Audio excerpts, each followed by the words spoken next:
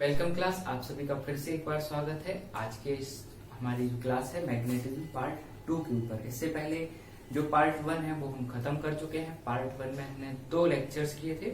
2 lectures में हमने magnetism का जो इंट्रोडक्शन है उससे रिलेटेड जो फॉर्मूले हैं वो सारे समेट लिए थे। अब हमारा पार्ट 2 है जो वो बायो-सेवर्ट्स के लॉ के ऊपर और एम्पियर के सर्किट नियम के ऊपर यानी सर्किट लॉ के ऊपर है। इससे रिलेटेड जितने भी डेरिवेशन बनेंगे उन सभी को हम स्टडी करने वाले हैं। तो चलिए शुरू करते हैं बायो-सेवर्ट के नियम के साथ। अगर आपने दोनों पार्ट नहीं देखे हैं जो लेक्चर्स थे, लेक्चर 1 और लेक्चर 2 पार्ट 1 के, तो एक बार पहले उन्हें देखिए, तब जाके आपको ये समझ में आएगा। हालांकि अगर आपने थोड़ा बहुत मैग्नेटिज्म पढ़ रखा है तो बात अलग है ना। तो देखिए बायो-सेवर्ट का नियम क्या है। बायो-सेवर्ट्स क्या कहता है, बायो-सेवर्ट का जो लॉ है वो क्या बताता है।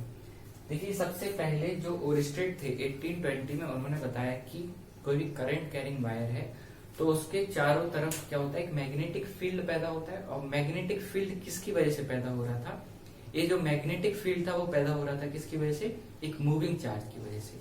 मतलब ओरिस्टेड ने ये प्रूव कर दिखाया था कि जो मूविंग चार्ज है, जो चार्ज मूव कर रहा है, वो ना केवल इलेक्ट्रिक फील्ड बल्कि मैग्नेटिक फील्ड भी पैदा करता है। ठीक, अब कितना मैग्नेटिक फील्ड पैदा करेगा, क्या उसका इफेक्ट रहेगा, ये बताया था बायो-सेवर्ट के लॉ में। तो बायो-सेवर्ट का जो लॉ है वो कहता है कि मान के चलिए कि कोई करंट कैरिंग कंडक्टर वायर है, लॉ शुरू हो चुका है, आप इसको नोट डाउन भी करते चलें साथ साथ में। और मान के चलिए कि जो वायर है उसकी लेंथ हम ले लेते हैं एल। इसकी जो लेंथ है वो हमने कितनी मानी है, एल मानी है।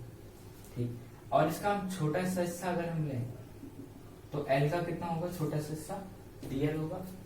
खैर अभी जो लॉ है वो लॉ कहता है कि जो करंट कैरिंग कंडक्टर है उसकी वजह से जो मैग्नेटिक फील्ड पैदा होती है वो डायरेक्टली प्रोपोर्शनल होती है, एकदम सीधे सीधे समानुपाती होती है। किसके, वो सीधे समानुपाती होती है इसमें जो करंट बह रहा है यानी कि आई के, और जो इसकी लेंथ है इस कंडक्टर की यानी कि एल, और जिस पॉइंट पर हमें इसकी वजह से क्या करना है,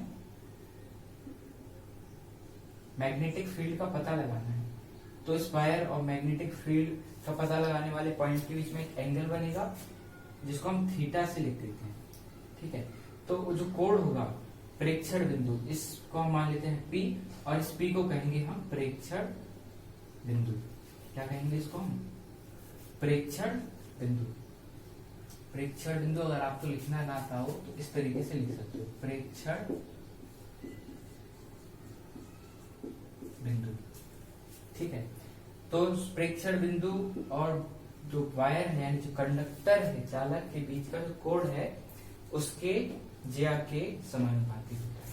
ये 3 स्टेटमेंट हो गए अभी हमारे। चौथा स्टेटमेंट का था एवं तार और प्रेक्षण बिंदु के बीच की जो दूरी है, इस दूरी को अगर हम आर मान तो उस दूरी के वर्ग के व्युत्क्रमानुपाती होता है, जैसा कि कूलम्ब्स लॉ में लास्ट वाला स्टेप रहा था।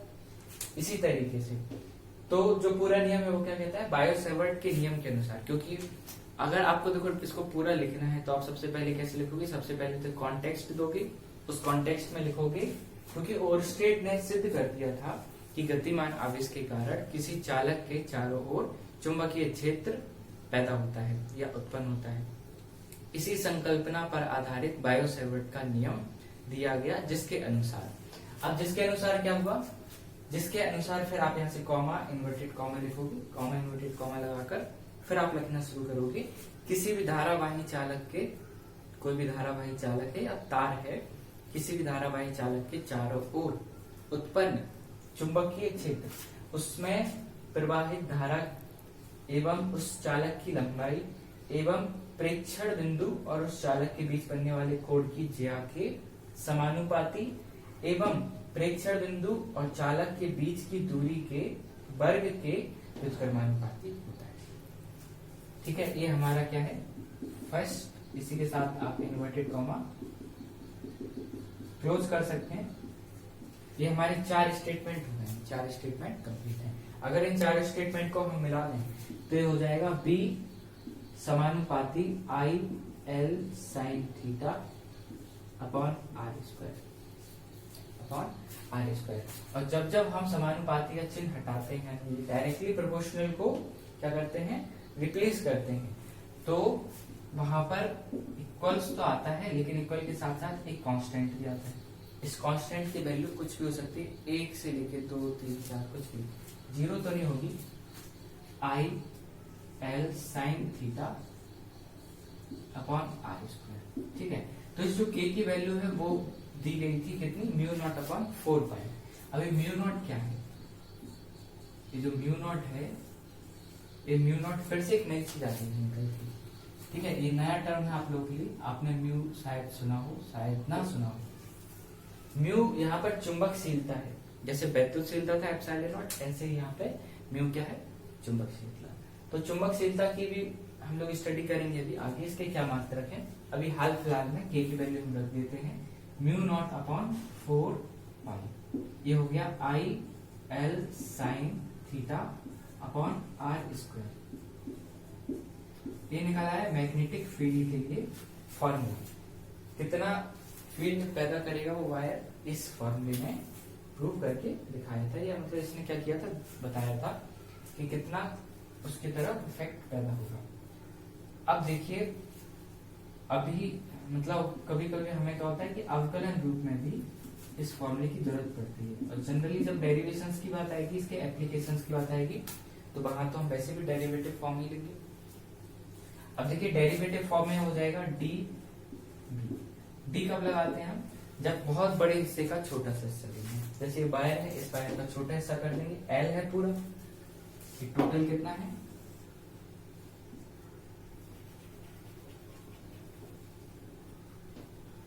ये तो हमारा हो गया टोटल, ठीक। तो ये जो हमारा एल है, इस एल का अगर हम छोटा हिस्सा लें, केवल और केवल इतना हिस्सा लें, तो ये कितना हो जाएगा, डी एल, ठीक है। मतलब छोटे हिस्से का मतलब समझ गए, डी एल होता है, मतलब उसके आगे डी लगा देंगे, तो हो जाएगा म्यू नॉट। आई का तो छोटा हिस्सा होगा नहीं, क्योंकि जो करंट इस तार में वही करंट यहाँ से, वही करंट सभी जगह से होगा। और एल का छोटा हिस्सा हो जाएगा डी एल। कोड का भी छोटा हिस्सा नहीं होगा, क्योंकि कोड तो वही का वही रहेगा। और R square 4 pi R square. देखो इंपॉर्टेंट है अवकलन rule, D B equals to mu naught I D L sine theta upon 4 pi R square. बहुत ज्यादा इंपॉर्टेंट है, इसको पूरी को नोट कर लो। थ्योरी तो बोली जा चुकी है, थ्योरी बोल दी है। उसके बाद ये जो चित्र है, इस चित्र को आप बना सकते हो। थोड़ा सा मतलब अगर आपको लगता है कि चित्र सही नहीं बना, तो एक बार इसको फिर से यहाँ पे इसको ऐसे देख सकते हो बना। ये वायर है और यहाँ से हमने प्रेक्षण बिंदु पी ले लिया, ठीक है। इनके बीच का कोण थीटा है और इसमें धारा बह रही है आई। आप इस वायर की लेंथ को कुछ भी मान सकते हैं, ए बी सी डी वगैरह इस तरीके से करके, ठीक है। तो ये हमारा पूरा डायग्राम है, इसमें थीटा जरूर बनाए, इस थीटा को मत भूलना। और जो करंट है आई, मतलब जो जो वैल्यू इसमें आ रही है, आई एल थीटा और आर, ये सब बहुत इंपॉर्टेंट है। तो इस डायग्राम को ड्रॉ करो, इसके बाद ये पूरा फॉर्मूला है, फिर हम आगे बढ़ते हैं।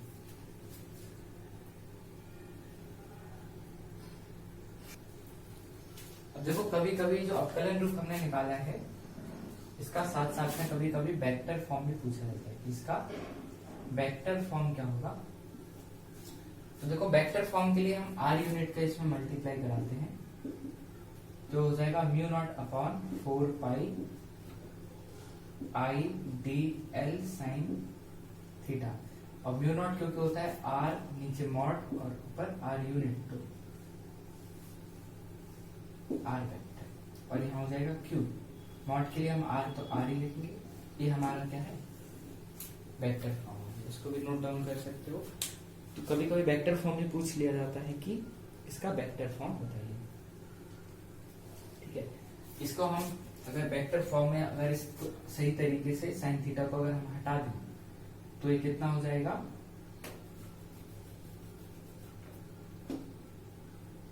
क्योंकि जो थीटा कोण है वो किस किस के बीच में है, जो दूरी है एल और जो बीच की इनकी दूरी है इसकी, यानी अगर आपने चित्र में देखा हो तो जो उसका अवयव है यानी कि हमारा जो डीएल अवयव है और आर जो दूरी है, इसको हम अगर हटा दें तो ये हमारा पूरा हो जाता है। ठीक है, वेक्टर फॉर्म में इस साइन थीटा को हम हटा सकते हैं। अब देखिए, आगे बढ़ने से पहले जैसे हमने कूलॉम्स लॉ में एप्सिलॉन नॉट को स्टडी कर लिया था, ऐसे ही हम यहाँ पर म्यू नॉट को भी एक बार स्टडी कर लेते हैं। म्यू नॉट क्या होता है? म्यू नॉट होता है चुंबकीयशीलता।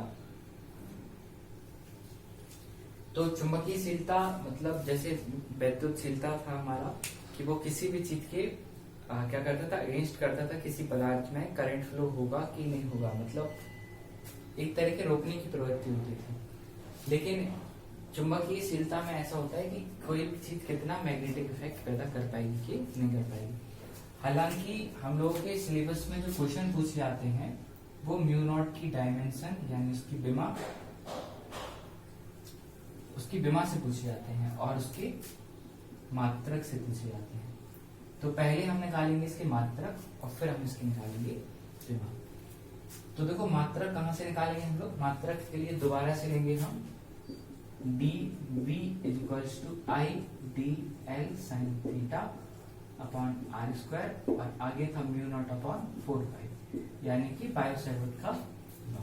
बायो-सैवर्ट के लॉ में अगर हम म्यू नॉट को एक साइड कर दें और बाकी सारी चीजों को एक तरफ, तो जो हमारा फॉर्मूला बनेगा वो होगा म्यू नॉट, और बाकी का जो साइड आ जाएगा वो होगा D B into R square, और जो इसके इंटू में था वो उसके अपॉन में आ जाएगा, यानी कि आई डी एल साइन थीटा। 4 पाई भी इसके बॉडी में आ जाएगा, तो 4 पाई। अब इसमें से हम वो वैल्यू लेते हैं जिसकी यूनिट होती है। ठीक है, तो जैसे म्यू नॉट, तो म्यू नॉट में डीबी की यूनिट होती है, आर स्क्वायर दूरी है, और 4 पाई को हम छोड़ देंगे क्योंकि 4 पाई तो कांस्टेंट है। यहां से आई लेंगे और यहां से डी एल लेंगे। अब अगर इनके मान रखें, अब देखो कितने मान हो सकते हैं। यहाँ बी के अलग अलग मान होते हैं, जैसे कि एक तो टेस्ला होता है, वेबर पर मीटर स्क्वायर होता है। इस तरीके से हमारे अलग अलग मात्रक निकल जाएंगे। तो डीबी का अगर हम मात्रक रखें वेबर पर मीटर स्क्वायर, और आर का मात्रक मीटर स्क्वायर, आई यानी कि एम्पियर, और डी एल यानी कि मीटर। तो इस मीटर स्क्वायर से मीटर स्क्वायर कैंसिल होगा, और म्यू नॉट की जो यूनिट निकलेगी वो होगी वेबर पर एम्पियर मीटर। ये क्या निकल कर आई है? इसकी ये पहली यूनिट है। ठीक है, इसकी कैसी यूनिट है? पहली यूनिट जो अभी हमें फाइंड आउट की। अब अगेन दोबारा दूसरी यूनिट क्या होगी? ये तो तब की बात थी जब हमारा डीवी हमने रखा था किसमें? जब डीवी हमने रखा था वेबर पर मीटर स्क्वायर में। लेकिन अगर हम डीवी को रखें टेस्ला में, तो देखो टेस्ला में रिजल्ट क्या बनेगा? Mu naught is equals to tesla metre square. ठीक है, और आई यानी कि एम्पियर, और डीएल फिर से लेंथ है, मीटर में होगा, तो मीटर से मीटर कैंसिल होगा, और म्यू नॉट होगा Tesla into metre per ampere. तो ये अगेन फिर से हमारा सेकेंड एक यूनिट निकल के आया। म्यू नॉट की वैल्यू क्या निकल कर आई है? म्यू नॉट की वैल्यू निकल कर आई है tesla into metre per ampere. तो 2 यूनिट हो गए हमारे पास, weber per ampere into metre. एक थर्ड यूनिट और अगर हम रखें,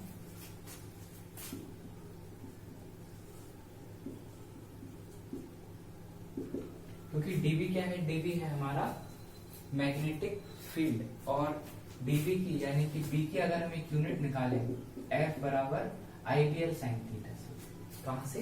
F is equals to IBL sine theta, ये हम पढ़ चुके हैं। एफ बराबर आईबीएल, तो बी बराबर हो जाएगा F upon I L. B is equals to क्या होगा? एफ अपॉन आई एल, यानी कि न्यूटन पर एम्पियर मीटर। तो न्यूटन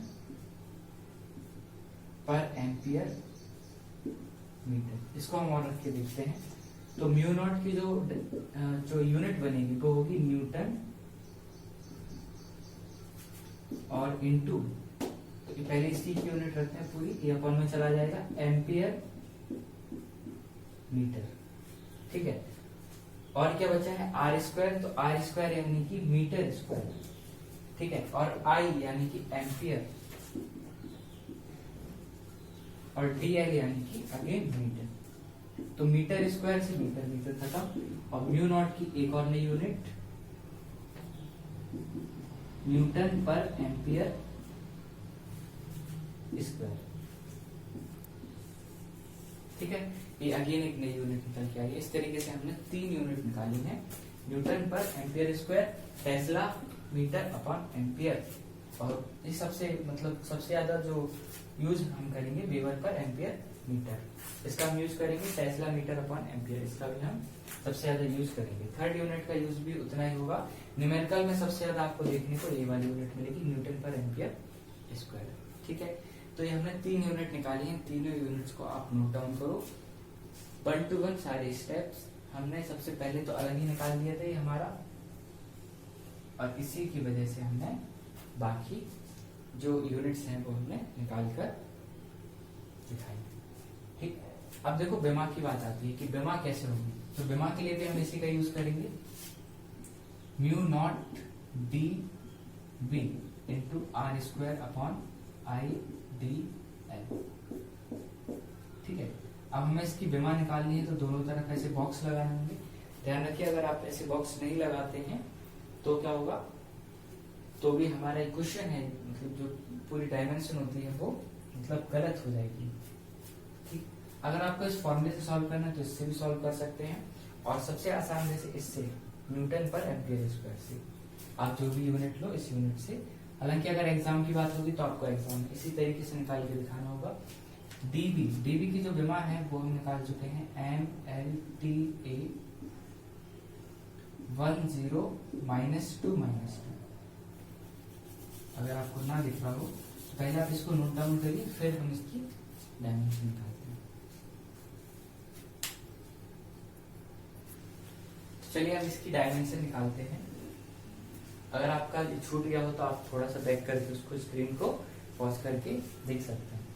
तो म्यू नॉट की हम रख रहे थे क्या, डायमेंशंस के लिए। अब देखिए म्यू नॉट की बेमा जो हम निकाल रहे हैं वो हम निकाल रहे हैं इसी फॉर्मूले से। ठीक है, तो अगर आपने नोट ना कर पाए हो तो एक बार पहले से पॉज करके स्क्रीन को जाके नोट कर सकते हैं। तो डीवी की बेमा हम निकाल चुके हैं 1021, यानी कि एम एल टी ए, और प्लस माइनस की रही थी तो M1 L0 T -2 -1, और आर स्क्वायर, आर क्या है लेंथ है, यानी कि L स्क्वायर होगा, आई यानी कि एम्पियर, आई यानी कि करंट है, और डी एल यानी कि एल। तो एक एल से एक एल खत्म हो जाएगा, और ये जो हमारा टोटल होगा इस एक को हम ऊपर भेज देंगे, तो ये हमारी फाइनल डायमेंशन जो निकल के आएगी वो होगी M1 L0 T -2, sorry L यहाँ पे बन हो जाएगा क्योंकि L से एक है, और A माइनस का 2। तो जो म्यू नॉट की जो डायमेंशन निकल कर आई है वो डायमेंशन क्या हुई है, प्लस और -11, जिसको हम याद रखेंगे, ये हमें बहुत ज्यादा भी हेल्प करेगी। इस पर देखिए कुछ क्वेश्चन अभी हम पढ़ने वाले हैं। ठीक, इसको आप नोट डाउन करो, 11, 22 प्लस माइनस। अब देखिए कुछ इंपॉर्टेंट क्वेश्चन जो म्यू नॉट से रिलेटेड बनते हैं। कौन कौन से क्वेश्चन हैं, 2 से 4 क्वेश्चन ऐसे हम कुछ स्टडी करने वाले हैं। तो पहला क्वेश्चन तो यही होता है कि mu naught into epsilon not के बीच का रिलेशन क्या है। ठीक है, और एक क्वेश्चन होता है कि what is the value of the mu naught into epsilon not, इसकी हमें वैल्यू बतानी है किसकी इक्वल होगा। एक क्वेश्चन ऐसे भी करके पूछा जाता है कि 1/रूट के under mu naught epsilon not, इसकी वैल्यू क्या होगी। ठीक है, ये ऑप्शनल में भी बहुत पूछा जाता है, और जो वन लाइनर होता है उसमें के अंदर भी पूछ लिया जाता है, 2 मार्क्स के अंदर भी पूछ लिया जाता है। तो इसका आंसर देखो क्या होगा। हम इन 2 क्वेश्चंस को इरेज कर रहे हैं,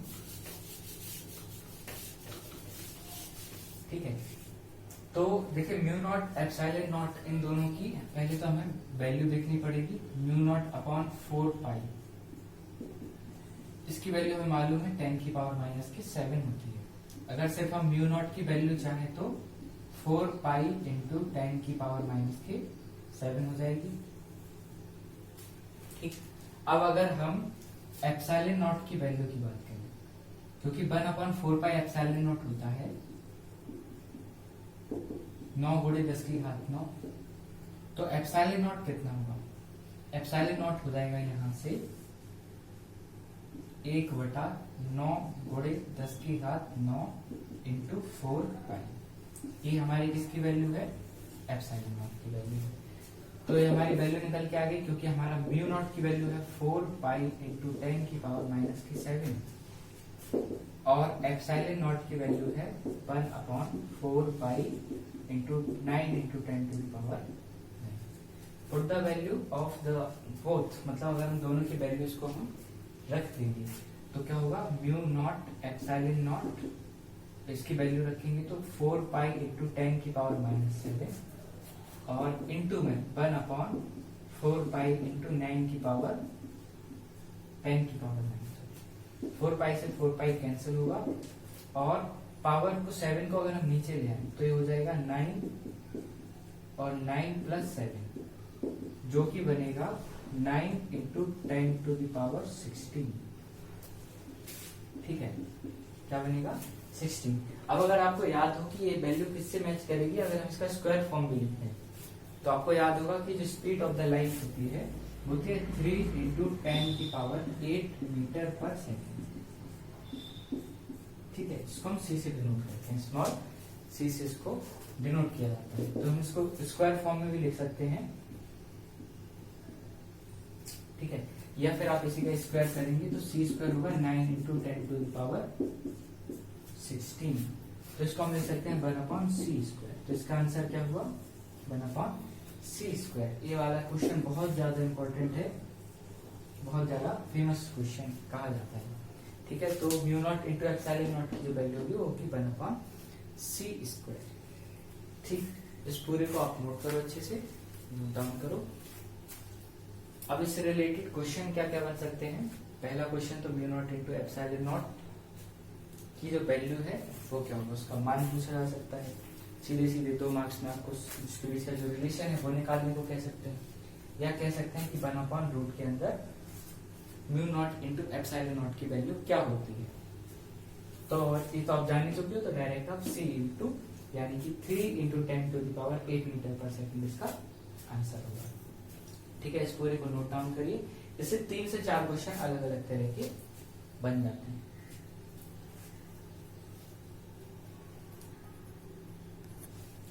अब देखिए एक क्वेश्चन और है जो इससे अलग किस्म का है, लेकिन एग्जाम में बहुत पूछा जाता है, ठीक है। तो क्वेश्चन क्या है? क्वेश्चन कहता है कि रूट के अंदर यानी कि under root mu naught upon epsilon naught का मान किसके बराबर होगा, यानी इसकी जो वैल्यू है वो किसके। अब देखिए म्यू नॉट और एप्सिलॉन नॉट से जो हमारा क्वेश्चन बनता है एक अलग टाइप का question, mu naught upon epsilon not जो रेशियो बेस्ड है। Mu naught upon epsilon naught का मान किसके बराबर होगा, ये हमारा क्वेश्चन है। और इस क्वेश्चन के 4 ऑप्शन है, हेनरी, ओम, वोल्ट और एनओटी, यानी कि नन ऑफ दिस अबव, यानी कि इनमें से कोई भी नहीं। तो म्यू नॉट एप्सिलॉन नॉट की वैल्यू इस टाइप से कई बार एग्जाम में पूछी जा चुकी है और अक्सर इसका आंसर जो है ओम, वोल्ट, हेनरी इस टाइप के जो आंसर्स होते हैं उसके ऑप्शनल्स में दिए जाते हैं। तो अगर कई बार तो जो स्टूडेंट होते हैं वो स्टूडेंट की अप्रोच क्या होती है, वो म्यू नॉट की वैल्यू रखेंगे dv/r स्क्वायर से और एप्सिलॉन नॉट की वैल्यू रखेंगे। लेकिन ऐसे क्वेश्चन में बहुत ज्यादा दिमाग लगाने की जरूरत नहीं है। हम देखेंगे इस जो टोटल इसकी जो वैल्यू है उसकी डायमेंशन और इनकी डायमेंशन अगर मैच कर जाती है तो वो उसका आंसर होगा, यानी जो डायमेंशन इसकी होगी अगर हिंदी उसका आंसर है तो इसकी डायमेंशन यही होगी। तो इस टाइप से हम इसकी डायमेंशन मैच करा के देख लेंगे और जिसकी डायमेंशन मैच हो जाएगी वो इसका हमारा करेक्ट आंसर होगा। ठीक है, तो अब हम देखते हैं, सीधे सीधे हम डायमेंशन रखते हैं। म्यू नॉट की डायमेंशन जस्ट अभी हम निकाल चुके हैं और म्यू नॉट की डायमेंशन जो निकली है वो निकली है 11/22 प्लस और माइनस की। एप्सिलॉन नॉट की डायमेंशन हम शुरुआत में ही पढ़ चुके हैं 13/42 और हमने कहा था ये हमारा माइनस का पहला ऐसा डायमेंशन था जो इंटर के कोर्स में जो पहली विमा जो माइनस प्लस करके आई थी। ठीक है, अब इसको सॉल्व करिए, इसको सॉल्व करने पर टोटल कितना होगा, तो m-1 ऊपर जाएगा, m2 हो जाएगा और l-3 ऊपर जाएगा तो l4 हो जाएगा। t को भी ऊपर भेज दें तो t-6 होगा और a को भी ऊपर भेज दें तो a-4 हो जाएगा। रूट है, अब इन्हीं सभी विमाओं का हाफ कर दीजिए, यानी कि m-l2 इसके ऊपर 1 मान लेते हैं, t-3 a-2, यानी कि जो डायमेंशन निकल कर आई है वो निकल कर आई है ±12/32 और इन सभी में 12/32 किसकी डायमेंशन होती है, ओम की होती है। तो जो ओम है उसकी डायमेंशन कितनी होती है, 12/32। इस तरीके से इसका जो आंसर होगा वो 1 ओम होगा। ठीक है, इस टाइप के क्वेश्चन बहुत अधिकांश पूछे जाते हैं, सिंगल 1 मार्क क्वेश्चन में या 2 मार्क क्वेश्चन में सॉल्विंग के साथ पूछ लेते हैं, एमसीक्यूज में भी होते हैं। तो इस टाइप के क्वेश्चंस का हमें खास ख्याल रखना है। तो म्यू नॉट और एप्सिलॉन नॉट की जो हमारी इस टाइप के क्वेश्चंस थे उस पर 2 क्वेश्चन मुख्य रूप से पूछे जाते हैं। इसके अलावा म्यू नॉट की जो विमा है और यूनिट हम निकाल चुके हैं। अब हम बढ़ चलते हैं आगे, जिसमें हमें पढ़ना है एम्पियर का सर्किट लॉ, लेकिन उससे पहले अभी बायो-सैवर्ट लॉ के डेरिवेटिव्स जो उसके एप्लीकेशन है वो बाकी रहे हैं। तो सबसे पहले हम एप्लीकेशन निपटाएंगे, उसके बाद फिर हम आगे बढ़ेंगे। देखिए, जो हमारा अगला डेरिवेशन होने वाला है वो है धारावाही लूप के कारण अक्ष पर चुंबकीय क्षेत्र। ये जो बायो-सैवर्ट जो हम स्टडी कर चुके हैं उसका पहला एप्लीकेशन होने वाला है, यानी कि उस पर बेस्ड एक पहला डेरिवेशन है हमारा। तो धारावाही लूप के कारण अक्ष पर हमें क्या निकालना है, बी निकालना है। बी मतलब चुंबकीय क्षेत्र। धारावाही लूप का मतलब कोई भी कॉइल होगी और कॉइल हो सकती है, हम कह सकते हैं इस कॉइल के कारण किसी अक्ष पर, मान के चलिए इसका केंद्र है और इस बिंदु पर इसके अक्ष से मतलब इसके अक्ष पर इससे जाते हुए हमें क्या निकालना है, चुंबकीय क्षेत्र। अब तो सबसे पहले से डायग्राम हम ड्रॉ करते हैं। हम मानते हैं कि एक कॉइल है और एक कॉइल हम मान रहे हैं जो ए रेडियस की।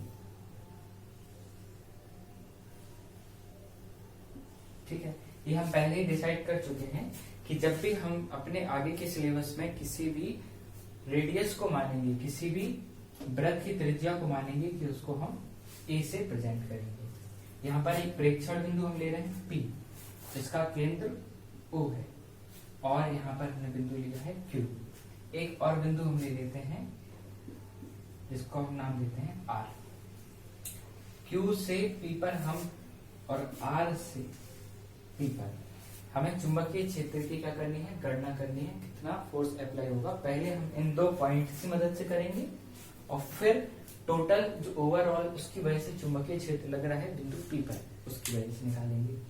ठीक है, तो सबसे पहले तो हम देखते हैं कि जो Q और जो R है वो एक अल्पांश खंड है। अल्पांश खंड मतलब एक सूक्ष्म अवयव है और हम इनका क्या कर रहे हैं, पहले छोटे छोटे 2 हिस्से ले रहे हैं। हम देखते हैं कि उनका इफेक्ट कितना है बिंदु P पर, उसके बाद हम बात करेंगे।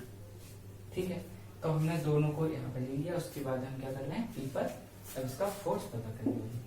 R से अगर हम बात करें तो जो V जाएगा, क्योंकि R एक छोटा पार्टिकल है, अगर यहाँ की लेंथ लेंगे हम तो dl आएगी, यहाँ की लेंथ भी हम लेंगे तो dl आएगी। यानी कि इनमें से जो dv पैदा होगा उसकी रिजोल्यूशन जब हम करेंगे तो उसको हम इस टाइप से करेंगे, घुमाकर।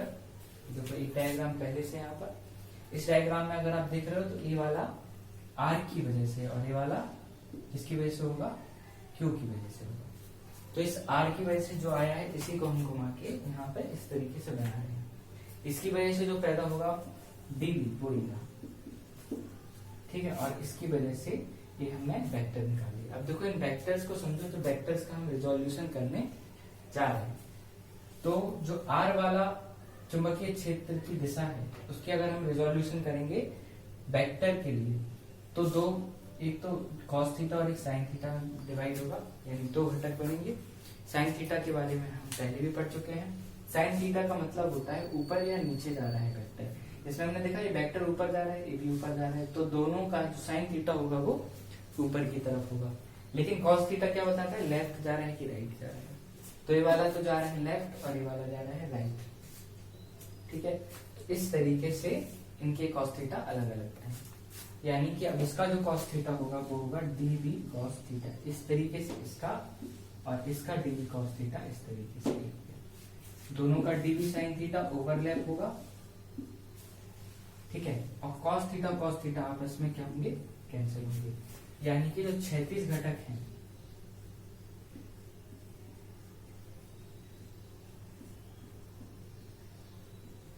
यानी कि इनके जो 36 घटक हैं वो आपस में कैसे होंगे,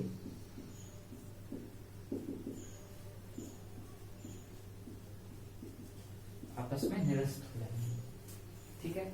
डायग्राम अगर आपको समझ में आ गया हो तो आप इसको नोट कर सकते हैं, और फिर इसके बाद हम इस डेरिवेशन को आगे बढ़ाते हैं।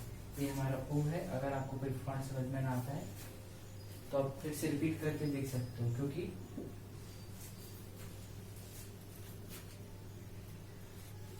अब देखो डेरिवेशन को हम आगे बढ़ाते हैं। अगर आपने डायग्राम नोट कर लिया हो तो आप देख सकते हो उसमें कि एक हमें वृत्त के साथ साथ एक त्रिभुज भी हमें देखने को मिला था, है ना। अगर आप त्रिभुज पी ओ और क्यू की बात करें तो इसमें हम पाइथागोरस प्रमेय का यूज कर सकते हैं। ये जो दूरी है वो आर दी गई थी, ये जो दूरी है वो एक्स। अगर आपने बीच की मिडिल की दूरी ना बना पाई हो तो उसको ध्यान दीजिए, हम उसको क्या लिखते हैं, एक्स डिनोट करते हैं। क्या डिनोट करते हैं, एक्स डिनोट करते हैं। ये हमारी कहाँ की दूरी है, सीधे केंद्र से दूरी। केंद्र से दूरी कुछ क्वेश्चंस में दी जाती है, कुछ क्वेश्चंस में नहीं होती, अलग अलग किस्म के क्वेश्चन के बेस पर। तो आर और एक्स और जो त्रिज्या है वो हमने पहले डिसाइड कर रखा है कि एक की। पाइथागोरस प्रमेय लगाएंगे तो यहाँ पर हमारा थीटा एंगल बनेगा, और जो पाइथागोरस प्रमेय के अप्लाई के बाद होगा, कर्ण का वर्ग बराबर होता है, ठीक है, आधार प्लस लंब का स्क्वायर, दोनों का स्क्वायर हमने जोड़ के लिख दिया। तो एक इसका मान निकला है आधा। अब हमें करना क्या है, cos थीटा तो आपस में कैंसिल हो गए थे, dv cos थीटा से dv cos थीटा आपस में रद्द हो गए थे, यानी कि जो v निकलेगा वो क्या होगा, dv sin थीटा होगा। इसका हमें क्या करना पड़ेगा, होल, यानी कि इसका इंटीग्रेशन करना होगा, इसको पूरे को इंटीग्रेट करना होगा। अभी सिर्फ दो हिस्सों की वजह से किया था, ऐसे अखंड हिस्से होंगे, इसमें असंख्य हिस्से होंगे, सॉरी, बहुत infinite numbers of such particles. तो इस तरीके से हमें क्या करना पड़ेगा, यहाँ पे इंटीग्रेशन करना पड़ेगा, dv sin थीटा, ठीक है। ये हमारे cos थीटा से cos थीटा कैंसिल हो गए। dv sin थीटा में अगर हम dv फॉर्मूले की बात करें तो ये होता है mu naught upon 4 pi I D L sine theta upon R square, यही होता है फॉर्मूला, यही हमने अभी स्टडी किया भी है। साइन थीटा की यहाँ बात करें तो जो चुंबकीय क्षेत्र है और चालक की लंबाई है उसके बीच का कोण 90 डिग्री है, तो थीटा ऑटोमेटिकली यहाँ पर तो 90 डिग्री होगा। याद रखिए ये साइन थीटा और ये साइन थीटा दोनों आपस में बिल्कुल अलग हैं, जस्ट मतलब डिफरेंट चीजें हैं दोनों। ये साइन थीटा तो हो जाएगा साइन 90 की वजह से 1, डीवी की जगह कितना बचा, डीवी की जगह बच जाएगा mu naught upon 4 pi I D L upon R square, ठीक है। साइन थीटा की अगर हम वैल्यू रखें तो साइन थीटा होता है लंब अपॉन कर्ण, यानी कि जो उसका परपेंडिकुलर है और जो उसका हाइपोटेनस है उन दोनों का रेशियो होता है। तो हमारा ये थीटा कोण है, और थीटा कोण याद रखिए हमेशा दो भुजाओं से जुड़ता है, एक तो आधार से और एक कर्ण से। तो कर्ण तो साफ साफ दिख रहा है आर है, अब जो आधार कौन है, थीटा जोड़ा है एक्स से, इसका मतलब एक्स है आधार, इसका मतलब हमें चाहिए क्या, लंब, तो यानी कि ए, और अपॉन में कर्ल, तो हो गया आर। ठीक, इस पूरे को लिख सकते हैं हम मिलाकर। अब हमें करना क्या है, इसको इंटीग्रेट करना है। इंटीग्रेट करने के लिए हमें इसका इंटीग्रेशन कराना होगा, और इंटीग्रेशन कराने के लिए हमें वेरिएबल्स और जो बाकी के हमारे कांस्टेंट होते हैं उनको पहचानना हमें अच्छे से आना चाहिए। तो इस क्वेश्चन में सभी कांस्टेंट है, बस डी एल छोड़कर। तो इस डी एल को हम अलग लेंगे, ये हो जाएगा आई और ए और आर क्यूब। यहाँ हम आपको बता देते हैं, पहले से स्टेटमेंट लिखना है, डी एल, और डी एल का जो इंटीग्रेशन होगा वो होगा 2 पाई ए। कैसे, डी एल मतलब छोटे छोटे हिस्से इस पूरे लूप के, इस पूरे लूप के सारे हिस्सों को मिला दें तो ये हमारा लूप कंप्लीट हो जाता है, जो सर्कुलर फॉर्म है। और जो सर्कल का सर्कमफ्रेंस है, यानी कि उसकी जो परिधि निकल के आती है, जो परिमाप चारों तरफ का बाहर बाहर की जो परिधि है, उसका फॉर्मूला क्या होता है, 2 पाई आर। और आर की जगह हमने क्या लिया है, ई, तो ये हमारा हो जाएगा 2 पाई ए। ठीक, तो डीएल की जगह हम इंटीग्रेशन क्या है, इसका कितना रख देंगे, 2 पाई। ठीक, एक तो हमारा ये है, इसको हम अगर ओपन कर दें तो इसमें हम क्या रखते हैं, आर की वैल्यू रखते हैं। आर की वैल्यू कितनी है, एक्स स्क्वायर प्लस ए स्क्वायर। तो ये हमारा कंप्लीट हो जाएगा म्यू नॉट अपॉन 4 पाई आई ए स्क्वायर, जो कि ए और ए का गुणा होगा 2 पाई। 2 पाई से आप अगर 4 पाई काटना चाहो तो काट सकते हो। आर की वैल्यू रखेंगे तो एक्स स्क्वायर प्लस ए स्क्वायर। ठीक है, और इसके ऊपर क्या है, क्यूब, और यहाँ पे ऑलरेडी रूट है, रूट का मतलब होता है आधा, यानी 1/2। तो 1/2 और गुणे में 3, यानी कि 3/2, 3 का आधा 1.5, 1.5 को हम लिखते हैं 3/2। मात्रा किसका हो जाएगा, टेस्ला लिखो आप, चाहे वेबर पर मीटर स्क्वायर, दोनों ही सही है। ठीक है, ये हमारा बहुत छोटा सा डेरिवेशन था, लेकिन जितना छोटा है उतना ही इम्पोर्टेंट भी है, दिमाग घुमाने वाला। बहुत ज्यादा इसमें सतर्कता बरतने की जरूरत है अगर आप इस डेरिवेशन को लगा रहे हो तो ये हमारी कुछ अलग से दी गई चीजें हैं जो इंफॉर्मेशन की भी है, और ये हमारा मेन डेरिवेशन ए है। डायग्राम आप बना ही चुके हैं, इसको नोट करिए अच्छे से, फिर हम आगे बढ़ते हैं। अब देखिए आगे बढ़ते हैं, अगर आपने नोट कर लिया हो तो अब हम शुरू करते हैं अगला डेरिवेशन। ठीक है, तो हमारा आगे का डेरिवेशन क्या है, सेम इसी से रिलेटेड है, धारावाही लूप से, यानी कि करंट कैरिंग कंडक्टर कॉइल। ठीक, लेकिन इस बार थोड़ा सा चेंज है, जैसे पिछली बार हमने धारावाही लूप के अक्ष पर किया था, इस बार धारावाही लूप के केंद्र पर हम क्या करेंगे, चुंबकीय क्षेत्र की तीव्रता ज्ञात करेंगे।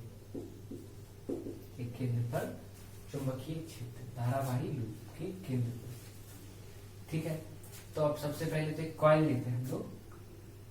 मान के चलिए इस तरीके से हमने एक कॉइल ली। ठीक है, मान चलो गोल है, हालांकि गोल बनी नहीं है, लेकिन फिर भी हम मान लेते हैं कि गोल होगी।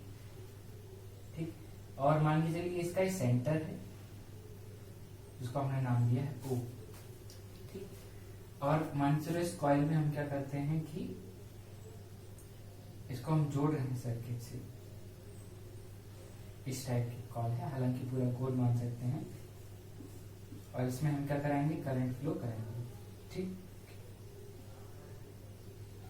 ओके, ठीक है, तो ये हमारी क्या है, करंट कॉइल है। इस कॉइल की अगेन हम रेडियस क्या लेने वाले हैं, जैसे हमेशा लेते आए हैं ए, तो रेडियस जो होगी हमारी वो क्या होगी, रेडियस ऑलवेज ए। अब जो एक कॉइल है, इस कॉइल का अगर हम कोई छोटा सा हिस्सा लें, ठीक है, इसका हम कोई छोटा सा अगर हिस्सा लेते हैं तो उसको हम मान लेते हैं कि मान चलो इतना सा अगर हमने हिस्सा लिया तो हम मान ले रहे हैं कि वो होगी डेल एल। एल क्योंकि मान चलो ये टोटल वायर है वो एक एल लंबाई की तार से बना, उसका छोटा सा हिस्सा लेंगे तो हम कितना आएगा, डेल एल आएगा। अब क्योंकि केंद्र पर निकालना है हमें, एक पॉइंट पर हमें क्या करना है, सेंटर करना है, तो मान चलो इतना हिस्सा है, तो उसकी वजह से टोटल, इसकी वजह से टोटल, सभी की वजह से हमें टोटल करना पड़ेगा। ठीक है, इतना हिस्सा भी हमने क्या किया, डेल एल मान लिया, इतने साथ क्या होगा हमारा डेल एल होगा। तो अब हमें निकालना पड़ेगा फिर से बी नेट, जो कि हमें कहाँ निकालना है, केंद्र पर। तो इस बार हम नेट की जगह सेंटर लिख रहे हैं, ठीक, आप सब बी सी भी लिख सकते हो। ओके, तो हमें निकालना क्या, बी। इसके लिए हमें टोटल करना होगा किसका, डी बी का, ठीक है। डी बी मतलब कि जो टोटल हमारा चुंबकीय क्षेत्र लग रहा होगा एक छोटे से हिस्से की वजह से, मान चलो हिस्से की वजह से लग रहा है डीबी, ठीक। तो यहाँ पर अभी जैसे हम डेल का यूज कर रहे हैं इस मेथड में, तो इस पूरे मेथड में हम डेल का ही यूज करेंगे, डीबी को हटाकर, ठीक। अब इसका हम क्या रखते हैं, वैल्यू रख देते हैं, तो mu naught upon 4 pi I del L, और साइन थीटा होगा वो इस बार भी 90 होगा, और अपॉन में आर स्क्वायर, ठीक है। अपॉन में क्या हो जाएगा, आर स्क्वायर होगा। साइन थीटा 90 कैसे होगा, एल इस साइड है, बी इस साइड है, 90 हो जाएगा, साइन 90 मतलब 1, ठीक। अब इसमें जो कांस्टेंट है वो हम निकाल देंगे बाहर, यानी कि म्यू नॉट अपॉन के 4 पाई आई अपॉन के आर स्क्वायर, ठीक। ओके, तो डेल एल की वैल्यू रखो जो टोटल वैल्यू आएगी, तो टोटल वैल्यू कितनी होगी, ये कंप्लीट जो कॉइल है मतलब इसकी परिधि, यानी कि जो डेल एल होगा उसका कंप्लीट वैल्यू जो होगा वो क्या होगा, 2 पाई ए, जैसे हमारे पिछले डेरिवेशन में हुआ। तो इस बार भी हम क्या रखेंगे इसकी जगह, इस पूरे की जगह कितना रख देंगे,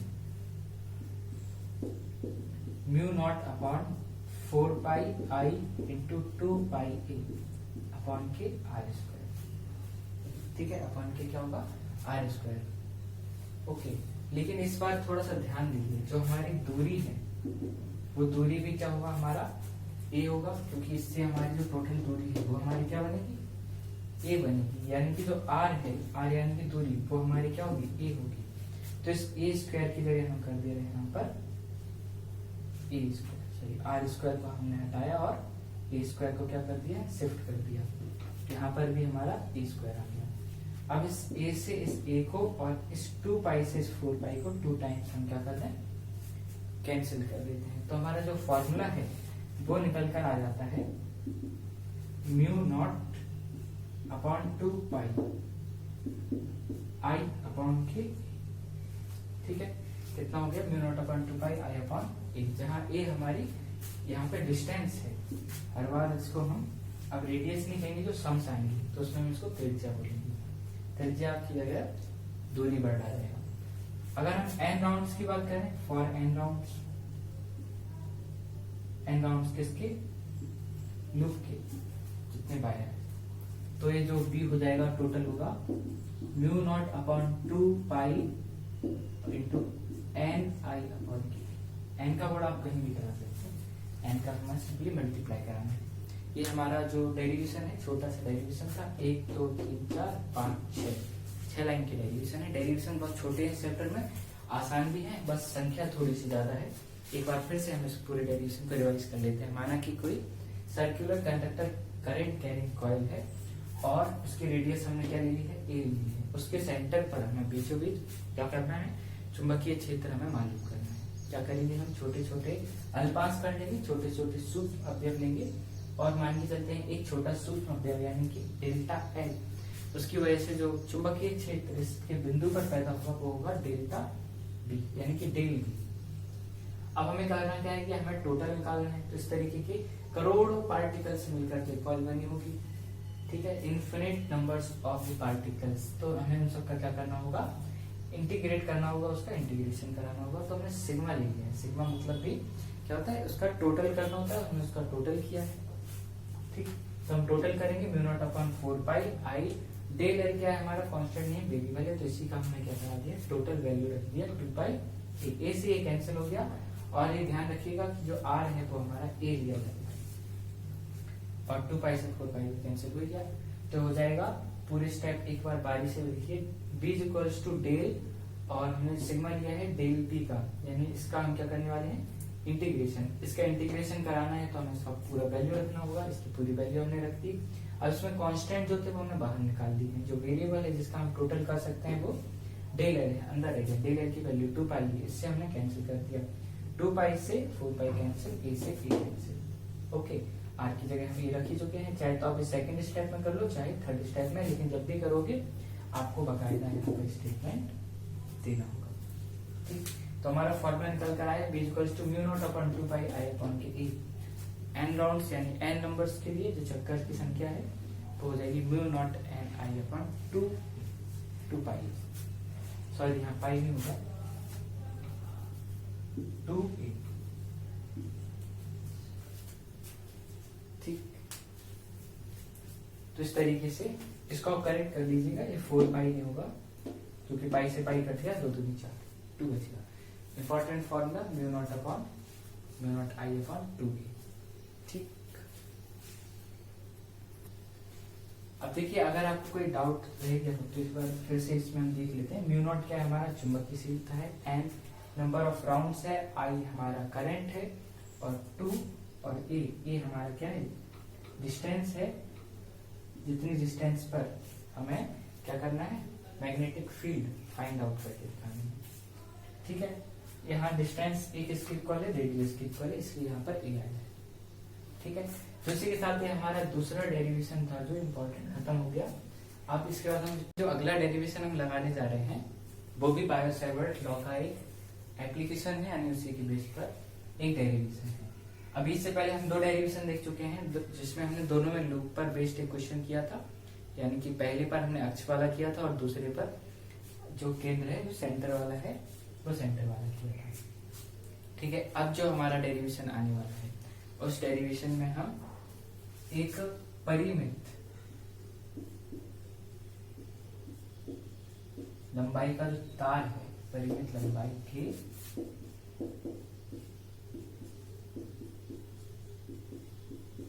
तार के कारण किसी बिंदु पर हम क्या निकालेंगे, वैद्युत क्षेत्र निकालने वाले हैं। यानी जो परिमित लंबाई का तार है उसके कारण, due to a limited length, मतलब उसकी जो लंबाई है वो लिमिटेड होगी। आगे चल के हम इसी का एक सेकंड वर्जन भी देखने वाले हैं जिसमें ये अनंत लंबाई का हो जाएगा। ठीक है, सबसे पहले तो इसका डायग्राम समझिए, क्योंकि इसका डायग्राम सबसे कठिन डायग्राम्स में से एक है इस पूरे चैप्टर में। ठीक है, हालांकि पूरे फिजिक्स में भी जितने डायग्राम्स हैं उसमें सेकंड बुक छोड़िए, फर्स्ट बुक के डेरिवेशन में सबसे कठिन ये एक टाइप का डायग्राम हमें मिलने वाला है। ठीक, तो हम क्या करते हैं कि सबसे पहले तो एक वायर लेते हैं और मान के चलिए अनंत लंबाई का है। ठीक है, अगर आपको दिख ना रहा हो तो इतना छोटा। ठीक, तो ये सबसे पहले तो हमने एक वायर ले लिया है, कैसा, हमने सबसे पहले एक वायर लिया है और इस वायर की लेंथ हम ले लेते हैं कुछ भी, मान चलिए टोटल L होगी।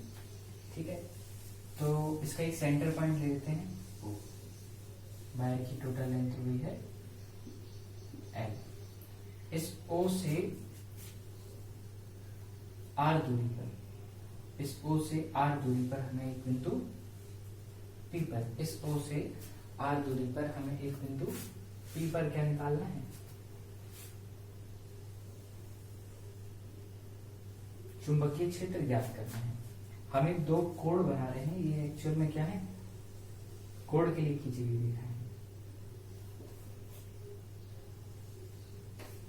ठीक है, ये कैसी रेखा है, जो कोण के लिए खींची गई है। मतलब ये एक्चुअल में कोई वायर या कोई लाइन्स नहीं है, ये हम अपने हेल्प के लिए अलग से इनको ड्रॉ कर रहे हैं। इनको डॉट डॉट करके बनाइएगा। ठीक, तो हम मान के चलिए बिंदु है हमारा P और वायर की लेंथ हम कुछ भी ले सकते हैं। एग्जांपल के लिए आप चाहे तो XY ले लो, लेकिन XY भी हम इसका इंक्लूड करेंगे इस वजह से कोई ऐसा पॉइंट जैसे कि M और N। ठीक है, इनके हमें इस डेरिवेशन में जरूरत नहीं है। अब इस बिंदु P पर हमें पता करना है किसकी वजह से, इस तार की वजह से। तो सबसे पहले तो हम इसका एक छोटा सा हिस्सा लेते हैं, अल्पांश खंड यानी कि सूक्ष्म अवयव। ठीक, जिसको हम नाम दे रहे हैं डेल। इस बार हम जो यूज करने वाले हैं वो ग्रीक लैंग्वेज का डेल वर्ड यूज करने वाले हैं। ठीक है, डेल, इसको हम क्या पढ़ते हैं, डेल। इसको एस जैसा बनाते हैं पूरा, और ये नीचे से हम मिला देते हैं। मिलने से थोड़ा सा रह जाता है हल्का सा, लेकिन उसको तकरीबन पास में हम इस तरीके से जो होगा डेल एल होगा। ठीक, तो डेल एल चाहे आप यहाँ ले लो चाहे ऊपर ले लो, हम थोड़ा सा इसको स्लाइटली ऊपर ले रहे हैं अपने कन्वीनियंस के लिए। ठीक, इसकी वजह से मान चलो इससे जो दूरी है वो है x। कितनी दूरी है यहां से x, इस बिंदु P पर। ठीक है, जो दूरी होगी वो कितनी होगी x होगी, यानी ये वाली दूरी कितनी हो गई है x हो गई है। यहां से भी थीटा होगा, यहां से भी थीटा मान रहे हैं। टोटल हम ले रहे हैं मान चलो ये φ1 होगा और ये नीचे का होगा φ2। फाइ अगर आपको फाइ बनाना नहीं आता है तो 0 बनाइए और उसको ऐसे बीच में काट दीजिए, हमारा फाइ बन गया। तो φ1 और φ2, φ1 हम इसमें नहीं ले रहे हैं, आप ध्यान रखिएगा लास्ट तक। φ1 जो रहेगा हमारा वो हिडन मोड में कह लीजिए, या फिर अभी इसको हम ड्रॉ नहीं कर रहे, सबसे लास्ट में करेंगे, क्योंकि जो हमारा फिगर है वो बहुत ज्यादा क्या होगा, मैसी हो जाएगा। अब हम इस डेल की वजह से एक लाइन और ले रहे हैं, कहां की तरफ, P की तरफ। ये हमारा P की तरफ बन गया। ठीक है, अब इसकी वजह से, एक तो इसकी वजह से होगा, इसकी वजह से हम सिर्फ मान ले रहे हैं फाइ। ठीक है, ये जो नीचे की तरफ है वो है हमारा फाइ। इसकी वजह से जो होगा उसको हम मान ले रहे हैं डेल फाइ। ये जो एंगल है इसकी वजह से हमने मान लिया है डेल फाइ। ठीक, एक हम एंगल और ले रहे हैं यहाँ पर, क्यों ले रहे हैं इसकी हमें बाद में जरूरत पड़ेगी, इसको हम थीटा मान रहे हैं।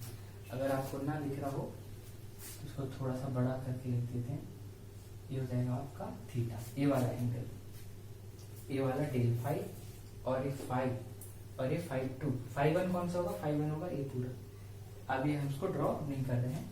ठीक है, दूरी हमारी सारी समझ में आ गई, r हो गई, x हो गई है और फाइ हो गया, φ2 हो गया। इस तरीके से डायग्राम हमारा बिल्कुल हो पूरा हो गया। अब देखिए इसको करेंगे कैसे इस डायमेंशन को। सबसे पहले तो हम छोटे हिस्से यानी जो सूक्ष्म अवयव है उसकी वजह से हम क्या करेंगे, चुंबकीय क्षेत्र ज्ञात करेंगे। तो इसकी वजह से तो हम सीधे सीधे फॉर्मूला लिख ही सकते हैं, जो हो जाएगा हमारा b, यानी कि जो टोटल होगा वो होगा इसका इंटीग्रेशन, होल इंटीग्रेशन। फॉर्मूला अगर हम रखेंगे तो म्यू नॉट अपॉन 4 पाई आई, यानी कि इसमें जो करंट बह रहा है, जो धारा बह रही है वो है आई। स्मॉल आई बना लीजिए चाहे कैपिटल आई बना लीजिए, कोई फर्क नहीं पड़ता। आई और फिर डी एल। ठीक है, डी एल यहाँ पर हमने क्या लिया है, डेल एल, तो यहाँ पर हम डी एल को क्या कर देंगे, डेल एल कर देंगे। ये भी हमारा क्या है, डेल बी। ओके, ठीक, अपॉन में आर स्क्वायर। अब यहाँ पे जो आर स्क्वायर है वो भी हमारी इससे अल्पांश खंड यानी कि सूक्ष्म अवयव से जो दूरी है वो x है, तो यहाँ आर की जगह भी हमें क्या लेना होगा, x लेना होगा। ये हमारा फॉर्मूला आ गया। फॉर्मूला समझ में आया आपको, del B mu naught upon 4 pi I D L की जगह डेल एल आ गया, और जो दूरी है वो क्योंकि अल्पांश खंड से x है इसलिए हमें x लिया। लास्ट में हमारी आर आ जाएगी वापस। ठीक है, अभी हम छोटे हिस्से की वजह से फाइंड आउट कर रहे हैं। अब हम करने क्या वाले हैं, इस डेल एल में हम थोड़ा सा चेंज करेंगे। इसमें साइन थीटा भी होता है तो हम साइन थीटा भी कर देंगे। ठीक है, अभी जो थीटा है वो इस थीटा की वजह से, क्योंकि हमें क्या निकालना है, थीटा क्या होता है, थीटा मतलब जो मैग्नेटिक फील्ड है उसके बीच का कोण, और जो क्या है, चालक है, चालक की जो लंबाई जा रही है उसके बीच का कोण होता है। चालक की लंबाई तो ये जा रही है और बी ये जा रहा है, तो इसकी वजह से हमें एक और नया कोण लेना पड़ा, एक थीटा। आप पूछोगे इतने सारे एंगल तो थीटा की जरूरत क्या थी, तो थीटा क्या काम करता है, चालक की लंबाई और चुंबकीय क्षेत्र के बीच की कोण है, जो एंगल है उसको डिनोट कर रहा है, उसको रिप्रेजेंट कर रहा है। तो B इस साइड है और L इस साइड है, इन दोनों के बीच का क्या है, कोण है थीटा। यहाँ पे भी हम नेमिंग दे देते हैं, E मान चलिए F और G। ठीक है, E F G। अब देखो डेरिवेशन बहुत, आप देख सकते हो डेरिवेशन कैसा होने वाला है चित्र देखकर। इसको हम लिख देते हैं फाइ। ठीक है, इस पूरे डायग्राम को आप ड्रॉ कर लो। इस थीटा को हम दोबारा अंदर भेज देते हैं अगर आपको समझ में आता है। ठीक, तो आप इसको अच्छे से सावधानी से नोट करिए, क्योंकि ये बहुत ज्यादा कॉम्प्लिकेटेड डायग्राम है। ये हमारा एल हुआ।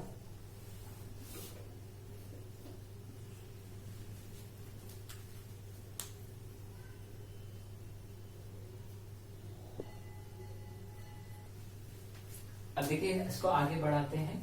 अगर आपने डायग्राम नोट कर लिया हो, जैसा कि पहले बता चुके हैं, डायग्राम बहुत ज्यादा कॉम्प्लिकेटेड है, इसलिए उसको बहुत अच्छे से देख समझ कर बनाइएगा। हम आप आगे शुरू करते हैं डेरिवेशन को।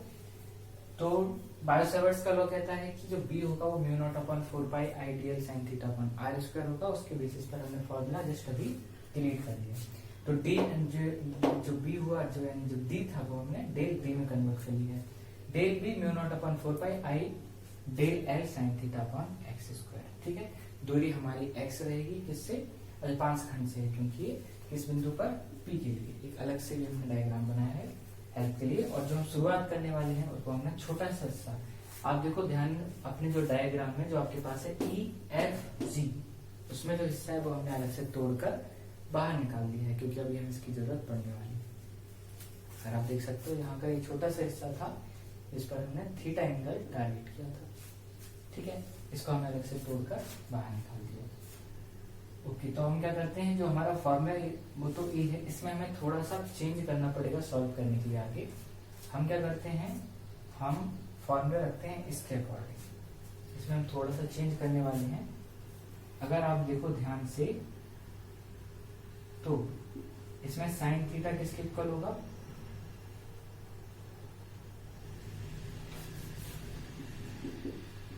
जो साइन थीटा का फॉर्मूला होता है, साइन थीटा का फॉर्मूला क्या होता है? लंब बटे कर्ड। अब यहाँ जो थीटा है वो दो भुजाओं से जुड़ा होगा, एक तो लंब से जुड़ा होगा, एक कर्ड से जुड़ा होगा। तो लंब तो रहा ये एफ जी, सॉरी ये आधार है, और लंब रहा इजी, और कर्ड रहा हमारा डेल एल। तो ये हो गया हमारा इजी। इजी हमारा क्या हो गया?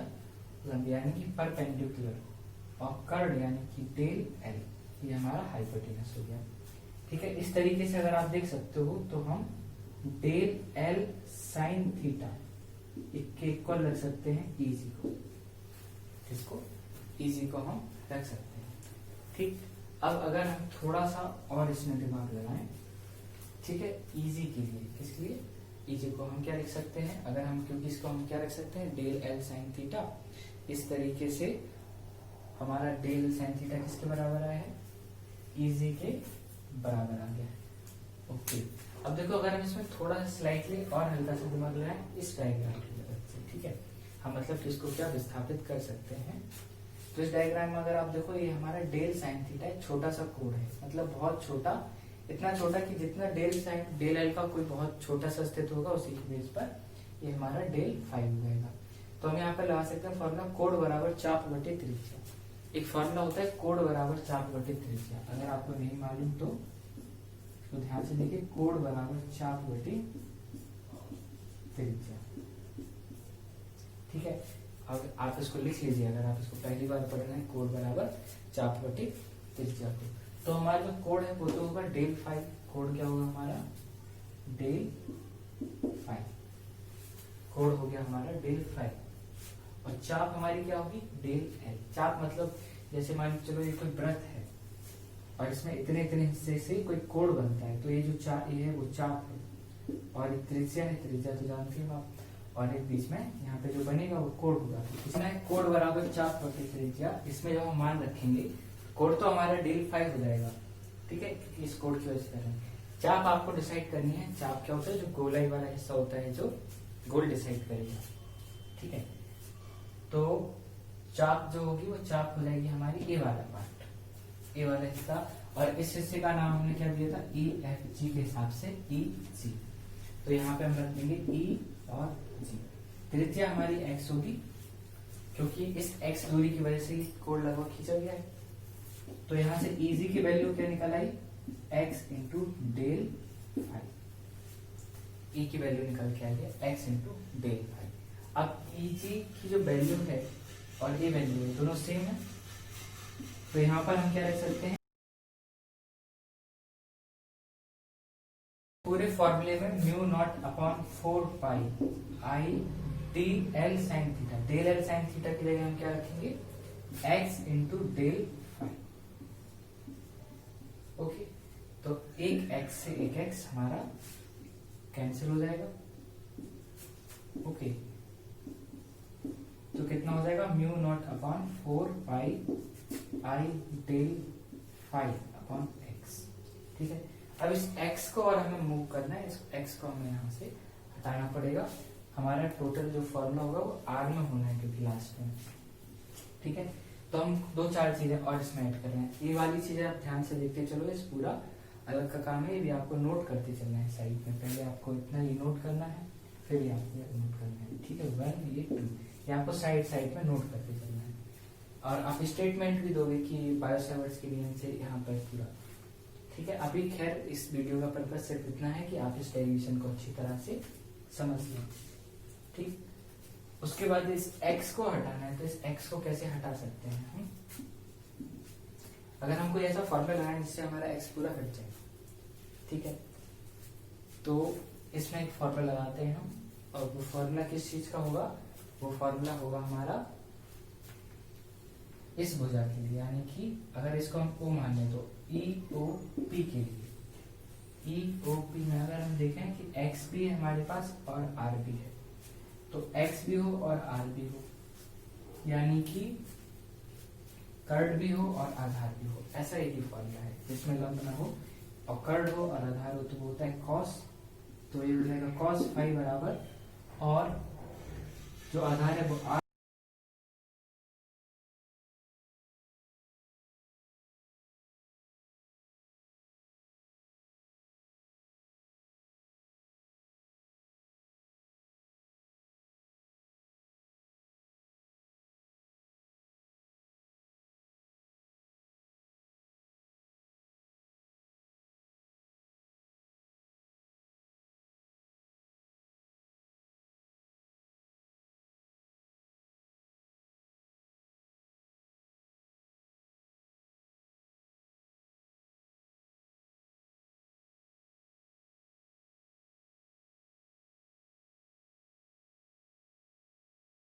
पूरे तार की वजह से इस बिंदु P पर कितना हमारा चुंबकीय क्षेत्र निकल कर आएगा, वो हम पूरा फाइंड आउट करना है। ठीक, तो हम सबसे पहले क्या करें, इसका टोटल इंटीग्रेशन करा लें। तो आप पहले इसको इतना नोट करो, फिर इसके देखो इस डेरिवेशन को आगे बढ़ाने के लिए डेल भी हमारे पास है और डेल फाई भी है। x की वैल्यू हमने पुटअप करा दी है, तो r अपन cos फाई ऊपर से आ गया। ठीक है, और हमें निकालना क्या है, हमारे पास डेल v निकल कर आया है, हमें चाहिए क्या है, v, यानी कि कुल चुंबकीय क्षेत्र। तो इसका क्या कराना पड़ेगा, इसका इंटीग्रेशन कराना पड़ेगा, इंटीग्रेशन पूरे डेल बी का। तो डेल बी की हम वैल्यू रख देते हैं, तो ये हो जाएगा म्यू नॉट अपॉन 4 पाई और I del phi upon R cos phi. ठीक, अब अगर इसमें ध्यान से देखो तो सबसे पहले जब हम इंटीग्रेशन करा रहे हैं तो हमें पहले लिमिट डिसाइड कर लेनी पड़ेगी, मतलब इस चीज की लिमिट कहां से कहां तक है। तो अगर अब इस तार की बात करें तो इस तार की जो लिमिट कहां से कहां तक जाएगी, सबसे नीचे यानी कि n और सबसे ऊपर n। तो जो एंगल्स हैं इनके जो कोड कहां से कहां गए हैं, ये वाला कोड हमने φ2 माना था और इसके लिए हम φ1 बोल चुके थे, तो φ2 से φ1। लेकिन चतुर्थांश है, चतुर्थांश में अगर आप इसमें देखोगे तो दूसरा वाला कोड हमारा माइनस के φ2 होगा और पहला φ1 होगा। इसमें अगर चतुर्थांश आप डिसाइड कर दोगे तो तीसरा ये माइनस का है, चौथा सॉरी। ठीक, इस तरीके से जो हमारी लिमिट होगी वो होगी माइनस के φ/2 से φ1 तक। म्यू नॉट अपॉन 4 पाई आई और आर, ये तो क्या है, कांस्टेंट है, बाहर रहेंगे। डेल फाई और कॉस फाई, इनका होगा इंटीग्रेशन, तो ये हो गया फाई। ठीक, अब ध्यान दीजिए कॉस फाई का क्या होता है इंटीग्रेशन, कॉस फाई का इंटीग्रेशन होता है, इसको हम रब कर देते हैं, पहले इसको इतना नोट करिए, फिर इसको हम आगे बढ़ाते हैं। तो देखिए क्या होगा, v इज इक्वल्स टू, और जो कॉस फाई का इंटीग्रेशन होता है वो होता है साइन फाई। अगर आपने मैथ में इंटीग्रेशन पढ़ा है तो आपको याद होगा, जिस के आंसर में सी आता है उसका आंसर माइनस में होगा, इंटीग्रेशन में ऐसा होता है mu naught upon 4 pi I upon R. ठीक है, कॉस फाई की जगह क्या आ जाएगा, कॉस फाई की जगह आ जाएगा साइन फाई, और इसकी जो लिमिट्स हैं वो है माइनस के फाई 2 से फाई 1। इनकी वैल्यू अगर हम रख दें इसमें mu naught upon 4 pi I upon R, तो ये टोटल कितना बनेगा साइन फाई 1। पहले हम अपर लिमिट रखते हैं, फिर चिन्ह लगाते हैं माइनस का, फिर रखते हैं लोअर लिमिट। तो माइनस के साइन फाई 2 माइनस के हैं तो माइनस बाहर ले लो और माइनस माइनस प्लस, तो ये हमारा कंप्लीट डेरिवेशन निकल के आया है। v के लिए mu naught upon 4 pi I upon R sine theta 1 plus sine theta 2, mu naught upon 4 pi I upon R sine phi 1 plus sine phi 2। ये हमारा जो टारगेटेड आंसर जो फॉर्मूला था वो तो हमारा निकला है। ठीक है, किसकी वजह से है, ये है परिमित लंबाई के तार के कारण, इसके कारण परिमित लंबाई के तार के कारण। अब यहीं पे हम इसकी मदद से निकालते हैं अनंत। कभी कभी पूछा जाता है कि अनंत लंबाई के तार के कारण चुंबकीय क्षेत्र ज्ञात करो, और किस नियम से ज्ञात करो, बायो-सैवर्ट के नियम से, बायो-सैवर्ट का नियम।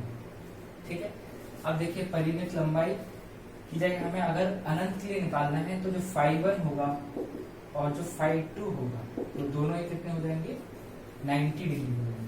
और अगर इसमें हम 90 डिग्री रखते हैं यानी कि 1 और 1 ये 2 हो गया, 2 से 4 को क्या कर दीजिए पूरा खत्म, तो ये हो जाएगा mu naught I upon 2 pi R, 2 pi R. तो ये निकला है किसके लिए, अनंत लंबाई के लिए, अनंत लंबाई के चालक तार के कारण, चालक तार के कारण चुंबकीय क्षेत्र।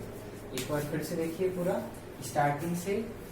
सबसे पहले तो हमने mu naught upon 4 pi I del L sine theta upon X square इतने फॉर्मूला लिया था सबसे पहले। उसके बाद हमने क्या किया है, साइन थीटा की हमने कंपैरिजन की है, वैल्यू निकाल दी है, वहां से एक वैल्यू निकली थी इजी और डेल एल साइन थीटा के इक्वल आया था जो इजी। उसके बाद हमने इजी के लिए अलग से हमने कोड बराबर 4/3 का फॉर्मूला लिया था, दोनों को हमने मैच करा दिया था, तो एक्स डेल फाई की हमने वहां से वैल्यू पुटअप करा ली थी।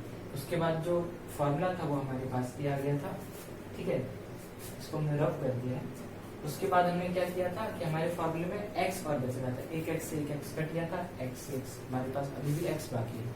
इस एक्स को हमें हटाना है तो हमने कॉस फाई का फॉर्मूला लगाया, जिससे हमारे पास आर अपॉन कॉस फाई आ गया था एक्स के इक्वल। इसको हमने यहाँ पे पुट करा दिया है। अब जो वैल्यू आई है उसका हमें क्या कराना है, डिफरेंशिएशन। लिमिट्स भी हमने रख दी है। ठीक है, लिमिट्स माइनस के फाई 2 से फाई 1 होगी, क्योंकि जो तार है वो एकदम खत्म हो रहा है। सबसे लास्ट में नीचे कोऑर्डिनेट्स के अकॉर्डिंग ये मान माइनस का होगा और ये वाला प्लस का होगा, तो फाई 1, तो माइनस के फाई 2 से फाई 1 तक mu naught upon 4 pi I upon R phi 1 phi 2 की वैल्यू। और कॉस फाई का हमें कराना है क्या, इंटीग्रेशन। तो इसका हम इंटीग्रेशन करा देंगे, कितना हो जाएगा साइन फाई का। ये हमने साइन फाई रखा, अपर लिमिट लोअर लिमिट रखेंगे। अब पहले अपर लिमिट रखते हैं, फिर चिन्ह लगाते हैं माइनस का, तो माइनस और एक माइनस से आया प्लस हो गया साइन फाई 2। इसके बाद हमने अनंत लंबाई के लिए निकालना था, तो 90 हो जाएगा दोनों, क्योंकि जो कोड होगा वो कितना होगा 90 डिग्री होगा। इसके बाद b इक्वल्स टू हमारा फॉर्मूला निकल के आया mu naught upon I upon 2 pi R. ठीक है, ये पूरा डेरिवेशन हमारा कंप्लीट हो गया है। इसके बाद जो हमारा नेक्स्ट टॉपिक है वो है एम्पियर का सर्किट लॉ, एम्पियर का सर्किट लॉ। लेकिन वीडियो थोड़ा सा ज्यादा लंबा हो रहा है, इसलिए एम्पियर के सर्किट लॉ को हम नेक्स्ट वीडियो में खत्म करते हैं। आज के इस वीडियो में हमारे पास 3 डेरिवेशन प्लस एक फॉर्मूला और म्यू नॉट और एप्सिलॉन नॉट से रिलेटेड सवाल हुए हैं काफी सारे, तो काफी सारा लंबा वीडियो हो गया। तो आप इस वीडियो को 2 बार देखो एक बार फिर से। अगले वीडियो में हम एम्पियर का सर्किट लॉ भी कंप्लीट करेंगे। तब तक के लिए नमस्कार।